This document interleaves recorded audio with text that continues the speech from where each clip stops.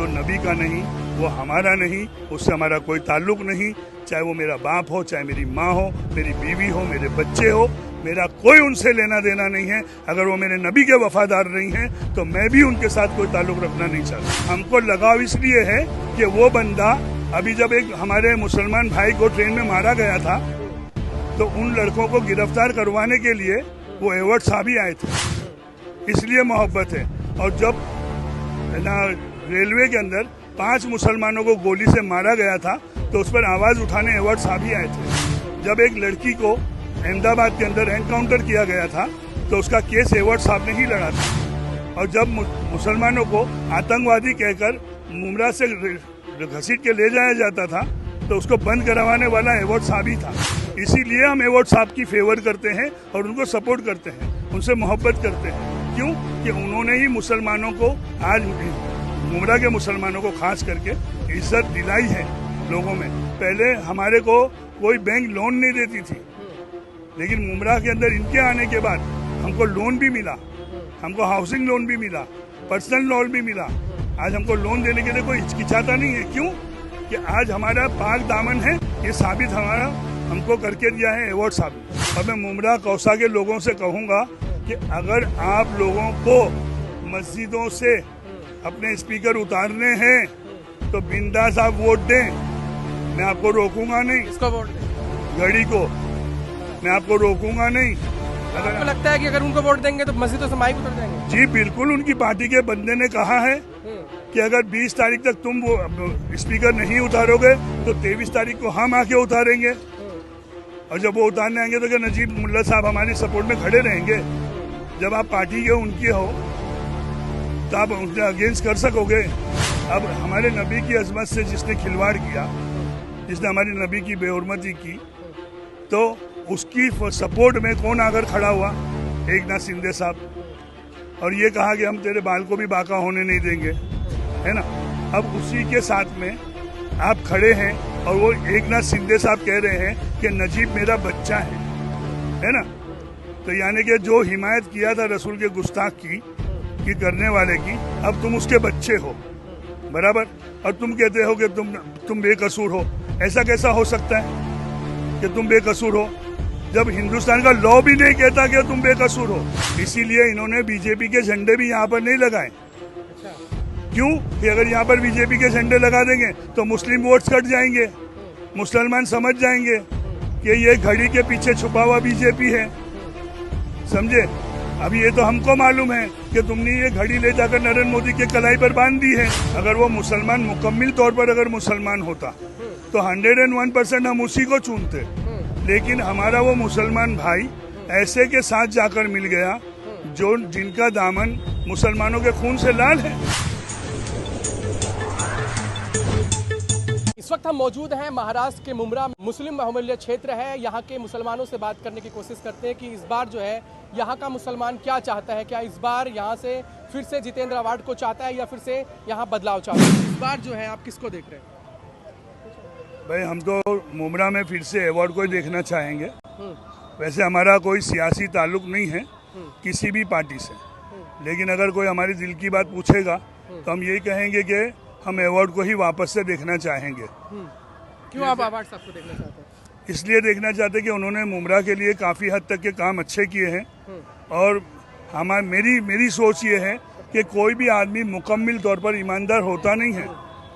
आप लोग भी हर जगह रिपोर्ट लेते होंगे, हर जगह इंटरव्यू लेते होंगे, आपको भी अच्छे से पता होगा कि हर आदमी 100% ईमानदार नहीं होता है, किसी में कोई ना कोई खामी होती है। लेकिन हमने 1990 से मैं यहाँ रहता हूँ, मैंने देखा है कि एवॉर्ड साहब के आने के बाद अल्हम्दुलिल्लाह हमारे रोड भी बने, हमारा स्टेशन भी बना, हमारे मुमरा की वैल्यू भी बढ़ी, हमको कब्रिस्तान भी मिला। अब कुछ लोग कहते हैं कि कुछ काम ही नहीं हुआ। लेकिन सवाल ये है, आप मुसलमान हैं और आपके यहाँ से एक मुसलमान कैंडिडेट है, तो आपको तो मुसलमान को चुनना चाहिए। बिल्कुल चुनना चाहिए। अगर वो मुसलमान मुकम्मिल तौर पर अगर मुसलमान होता तो 101% हम उसी को चुनते, लेकिन हमारा वो मुसलमान भाई ऐसे के साथ जाकर मिल गया जो जिनका दामन मुसलमानों के खून से लाल है। वो आए दिन उनके यहाँ पर मौन लिंचिंग होती रहती है, आए दिन वो मुसलमानों के खिलाफ कुछ ना कुछ बोलते रहते हैं। कहीं मस्जिदों में घुस जाते हैं, कहीं मस्जिदों पे झंडे लगा देते हैं खुद के, कहीं मस्जिद गिरा देते हैं, कहीं मुसलमानों को आतंकवादी कहते हैं, कहीं उग्रवादी बना देते हैं। तो ऐसी पार्टी के सपोर्ट करने वाले को अब अगर आप कहेंगे कि वो मुसलमान है और आप उसको सपोर्ट नहीं कर रहे, तो ये कैसे वाजिबी बात है आपकी कि हम उसको सपोर्ट करें, जो ऐसी पार्टी के साथ जाकर जुड़ गया, जो मुसलमानों के बारे में कभी अच्छा सोचती ही नहीं है, ना मुसलमानों के बारे में। दे के देखिए ना, पहली बार चुनाव लड़ रहे हैं, क्या पता कुछ बेहतर हो जाए। भाई कैसे मौका दें? ये तीर ये खंजर सब हमारे आजमाए हुए हैं, हम कैसे मौका दे दें? क्या आजमाया आपने? हर चीज से आजमाया है हमने। जब बीजेपी यहाँ पर सत्ता में आई थी हिंदुस्तान में, तो उस वक्त या मुसलमानों ने बीजेपी को वोट नहीं किया था, भारी संख्या में वोट दिया था कि नहीं एक नया बदलाव आएगा, कांग्रेस हटेगी, बीजेपी आएगी, ये कुछ हमारे फायदे करेंगी, समझे, ये कुछ विकास करेगी। जब विकास करने की बात थी तो नरेंद्र मोदी साहब भी कैसे बयान करते थे कि भाई आपको विकास चाहिए कि नहीं चाहिए, नो पैसा गिर रहा है उस पर बात करते थे, महंगाई पर बात करते थे, है ना, बेरोजगारी पर बात करते थे, ये सारी बातें वो करते थे। लेकिन जब वो खुद सत्ता में आए तो क्या बेरोजगारी खत्म हुई? क्या महंगाई खत्म हुई? ये सारे मुद्दों पर उन्होंने कभी फिर बात की नहीं की। वैसे ही आज मुमरा में वो तो वो कहते हैं ना कि अपनों को साथ दीजिए, अपनों के साथ आइए। बिल्कुल अपनों के साथ आएंगे। जैसे मोदी जी कह रहे थे क्या कि उन्होंने कांग्रेस ने 70 साल में क्या किया, 70 साल में क्या किया, महंगाई बढ़ा दी, पेट्रोल का दाम बढ़ा दिया, गैस का भाव बढ़ा दिया, बेरोजगारी बढ़ा दी, ऐसी सारी बातें वो करते थे कि कांग्रेस ने 70 साल में क्या किया। अब हम मुमरा में देख रहे हैं कि एक पार्टी के लोग ये कहते हैं कि 15 साल में एवॉर्ड साहब ने क्या किया, 15 साल में एवॉर्ड साहब ने क्या किया। तो हमको तो ऐसा लगता है कि जैसे बीजेपी जीतने के बाद क्या भूल गई थी विकास के मुद्दे को, तरक्की के मुद्दे को, बेरोजगारी के मुद्दे को, महंगाई के मुद्दे को, वैसे ये लोग भी जीतने के बाद मुमरा को भूल गए। तो हम क्या करेंगे? उसके बाद हम क्या करेंगे? और आप कहते हैं कि आप अपने वाले को लाएं, हम बिल्कुल अपने वाले को लाते और अपने वाले को ही जिताते। लेकिन अगर अपना वाला अपना होता तो, और जो लोग ये कहते हैं कि भाई वो उन्होंने थोड़ी गुस्ताखी की है, या उनकी पार्टी के जो सदर हैं उन्होंने थोड़ी गुस्ताखी की है, तो मैं उनसे ये कहूँगा कि आप थोड़ा हिंदुस्तान का लॉ पढ़ लें, हिंदुस्तान का संविधान पढ़ लें कि गुनाहगार की मदद करने वाला भी गुनाहगार होता है। तो कौन गुनाहगार की मदद कर रहा है? भाई जो गुनाहगार है, आज हमारी नजर हमारे अंदर हमारे नबी की अजमत सबसे बड़ी है ना। अब हमारे नबी की अजमत से जिसने खिलवाड़ किया, जिसने हमारी नबी की बेहुरमती की, तो उसकी सपोर्ट में कौन आकर खड़ा हुआ? एकनाथ शिंदे साहब, और ये कहा कि हम तेरे बाल को भी बाका होने नहीं देंगे, है ना।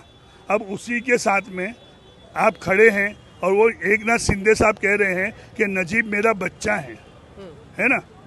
तो यानी कि जो हिमायत किया था रसूल के गुस्ताख की करने वाले की, अब तुम उसके बच्चे हो बराबर, और तुम कहते हो कि तुम बेकसूर हो। ऐसा कैसा हो सकता है कि तुम बेकसूर हो, जब हिंदुस्तान का लॉ भी नहीं कहता कि तुम बेकसूर हो? क्यों? कि तुम एक मुजरिम के साथ खड़े हो, तुम एक गुनाहगार के साथ खड़े हो। तो हिंदुस्तान का लॉ भी नहीं कह रहा, तो ये तो हमारे दीन की शरीयत है। और कुरान कहता है कि जिसकी दुनिया में तुम पैरवी करोगे उसी के साथ उठाए जाओगे, समझे। तो तुम दुनिया में जिसके साथ हो ना अभी, तो उसी के साथ उठाए जाओगे। मतलब इस बात को लेकर मुसलमानों में नाराजगी है? बिल्कुल नाराजगी है। हम बीजेपी को बिल्कुल पसंद नहीं करते, 1% भी नहीं करते। इसीलिए इन्होंने बीजेपी के झंडे भी यहाँ पर नहीं लगाए।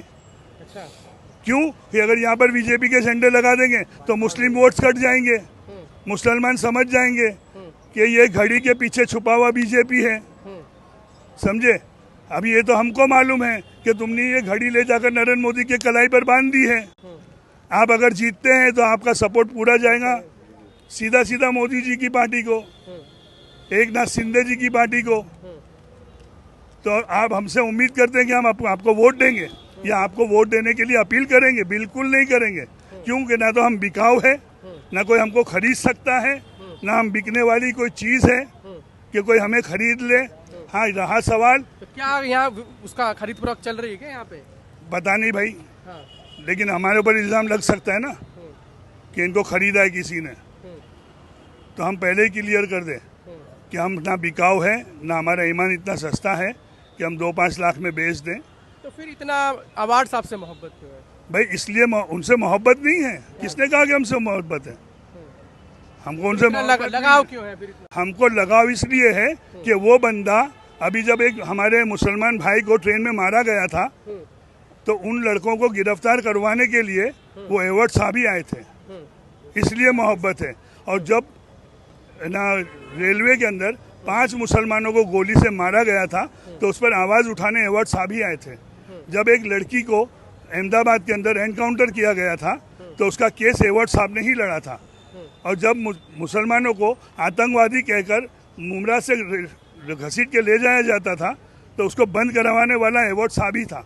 इसीलिए हम एवॉर्ड साहब की फेवर करते हैं और उनको सपोर्ट करते हैं, उनसे मोहब्बत करते हैं। क्यों कि उन्होंने ही मुसलमानों को, आज मुमरा के मुसलमानों को खास करके इज्जत दिलाई है लोगों में। पहले हमारे को कोई बैंक लोन नहीं देती थी, लेकिन मुमरा के अंदर इनके आने के बाद हमको लोन भी मिला, हमको हाउसिंग लोन भी मिला, पर्सनल लोन भी मिला। आज हमको लोन देने के लिए कोई हिचकिचाता नहीं है। क्यों कि आज हमारा पाक दामन है, ये साबित हमारा हमको करके दिया है एवॉर्ड साहब ने। बीजेपी ने भी यही वादे करके आई थी लेकिन उसको निभाई क्या? और यही वादे तुम कर रहे हो और उसी पार्टी से बिलोंग करते हो, तो हम तुम्हारे वादे पे भी कैसे भरोसा करेंगे जब आपके जो बड़े बड़े हैं जो वो वादा पूरा नहीं कर सके। तो आप तो बच्चे हैं अभी उनके सामने, तो आप कैसे वादा पूरा करेंगे? और मैं मुमरा कौसा के लोगों से कहूँगा कि अगर आप लोगों को मस्जिदों से अपने स्पीकर उतारने हैं तो बिंदास आप वोट दें, मैं आपको रोकूंगा नहीं। किसको वोट दें? घड़ी को। मैं आपको रोकूंगा नहीं। अगर आपको लगता है कि अगर उनको वोट देंगे तो मस्जिदों से माइक उतर जाएंगे? जी बिल्कुल, उनकी पार्टी के बंदे ने कहा है कि अगर 20 तारीख तक तुम वो स्पीकर नहीं उतारोगे तो 23 तारीख को हम आके उतारेंगे। और जब वो उतारने आएंगे तो क्या नजीब मुल्ला साहब हमारी सपोर्ट में खड़े रहेंगे? जब आप पार्टी के उनके हो तो आप उनके अगेंस्ट कर सकोगे? अगर अगेंस्ट कर सकते तुम तो पहले से उनकी पार्टी में नहीं जाते ना। क्या आरोप लगा रहे हैं सर? युवा नेता है, एक बार देखिए, मौका देके युवाओं को मौका दीजिए। नहीं भाई, हम नहीं दे सकते। अगर ये दूसरी किसी पार्टी में गए होते ना तो मैंने कहा ना, यकीनन सबसे पहले सपोर्ट मेरा होता, मैं जाता इनके साथ, मैं इनके साथ जाता और मेरे सारे नौजवान बच्चों को भी बोलता कि इसको सपोर्ट करो, ये अपना भाई है। लेकिन अगर ये किसी और पार्टी में होता तो, लेकिन ये पार्टी गलत चुना। हमको शिकायत पार्टी से है। आज भी मैं कहता हूँ कि मुझको नजीब मुल्ला से शिकायत नहीं है, नजीब मुल्ला की पार्टी से शिकायत है और उसको हम सपोर्ट कभी नहीं करेंगे। क्यों कि हमारे लिए हमारा जो असल है वो हमारा नबी है। हमारे लिए कब्रिस्तान, तोरेन, कह रहे हैं कि जो नबी का नहीं हमारा, जो नबी का नहीं, मैं बात ख़त्म कर रहा हूँ, जो नबी का नहीं वो हमारा नहीं, उससे हमारा कोई ताल्लुक़ नहीं। चाहे वो मेरा बाप हो, चाहे मेरी माँ हो, मेरी बीवी हो, मेरे बच्चे हो, मेरा कोई उनसे लेना देना नहीं है। अगर वो मेरे नबी के वफादार नहीं हैं तो मैं भी उनके साथ कोई ताल्लुक़ रखना नहीं चाहता।